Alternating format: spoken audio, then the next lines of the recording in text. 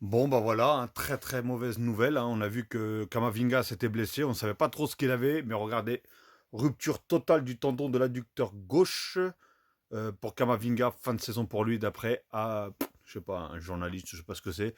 Pas de Coupe du Monde des clubs non plus pour le Français, ce qui veut dire qu'il va rater la finale de la Copa del Rey, il va rater le Classico, il va rater la fin de la Liga, et il va rater surtout aussi la Coupe du Monde des clubs.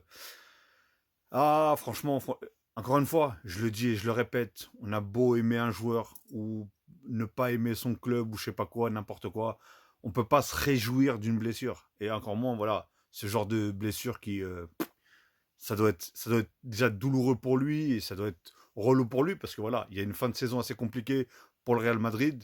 Je pense que ils avaient encore besoin de Louis, j'allais dire, de lui tout simplement dans l'équipe et franchement mauvaise nouvelle.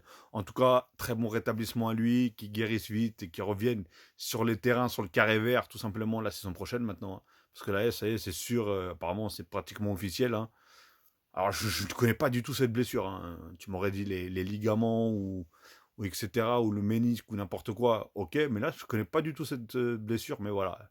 Si c'est une rupture complète d'un tendon déjà, ça doit être très très très compliqué. Et d'ailleurs, dernièrement d'ailleurs, je sais pas si c'est du même endroit où est-ce qu'il se blessait souvent, mais il avait tendance à beaucoup se blesser là dernièrement, donc je sais pas si c'est du même truc ou pas.